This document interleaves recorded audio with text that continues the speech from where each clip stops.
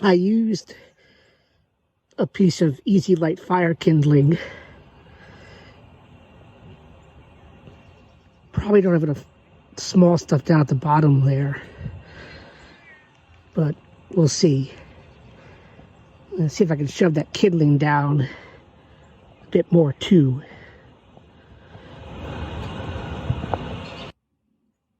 I can't tell if that's just the bits of kindling burning or if my logs have caught. It's been going for about 2.5 minutes. Well, that definitely has caught.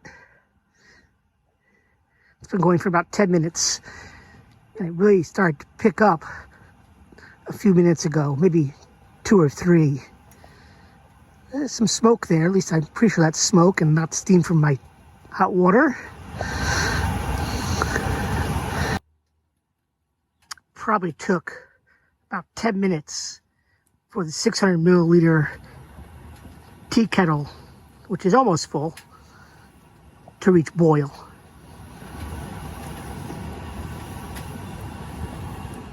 It's putting out a lot of heat. It's been burning. Well, I lit it 20 minutes ago, and I don't think it's gonna stop anytime soon. So I'm gonna get some leftovers into a skillet and see if I can heat them back up. We'll see how that turns out for dinner tonight.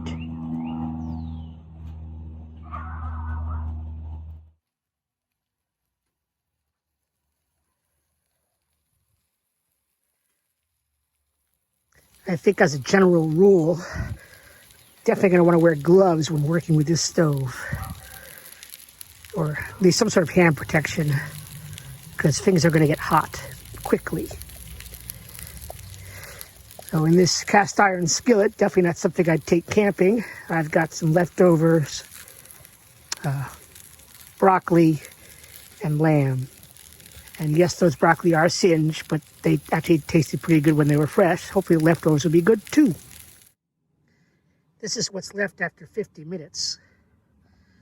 If I put my hand right above the pot supports, I can hold it there without it getting uncomfortable for about 5 or 6 seconds, which certainly should be hot enough to cook upon. This was a quick and dirty, as it were, test of the Brennerle stove that just arrived a few hours ago. As you've seen, I made something of a Swedish fire torch in the stove to heat things up. First, I heated up 600 milliliters of water to boiling. That took a little less than 10 minutes, I believe.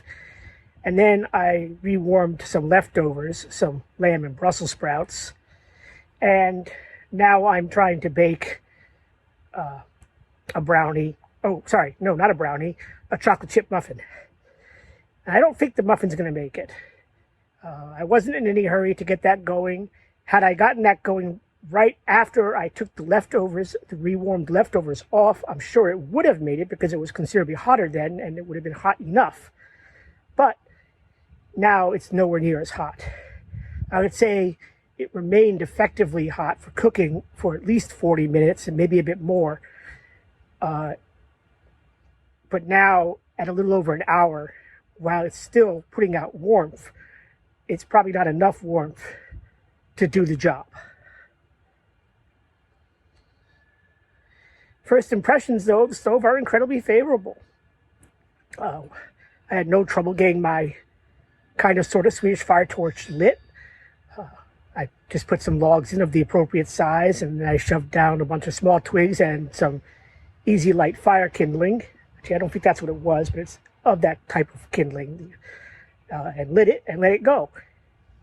No trouble there getting things going. The stove certainly assembles easily enough. Basically just pops open, then you push the fire grate and ash pan down, and assemble the pot support, and you can put that on, and voila, you're ready to go. huge cooking area in there, a lot of volume. It'll be interesting, of course, to see long term how well the stove lasts.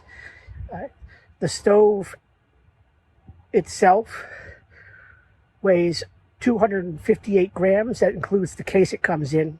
I imagine the stove by itself probably does just weigh 250 grams, which is what the website claims. Maybe I'll have to check that.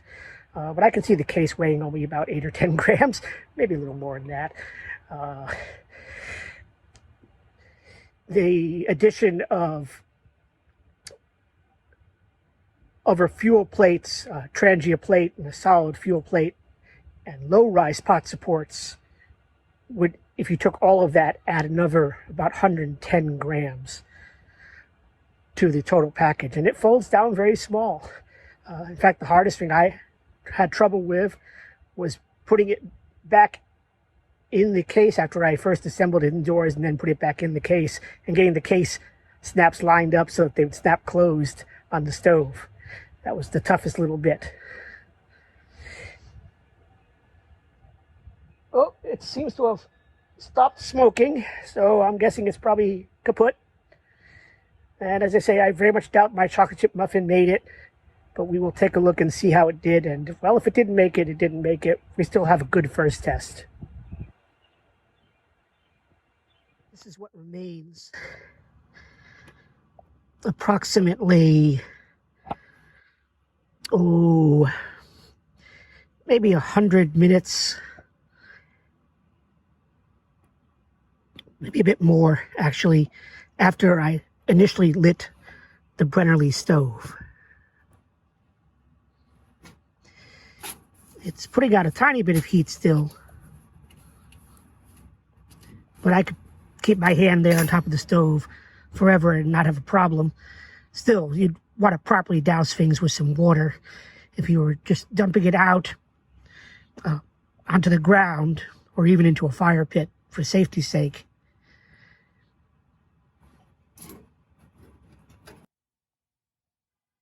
Final look at the stove, well, most of it,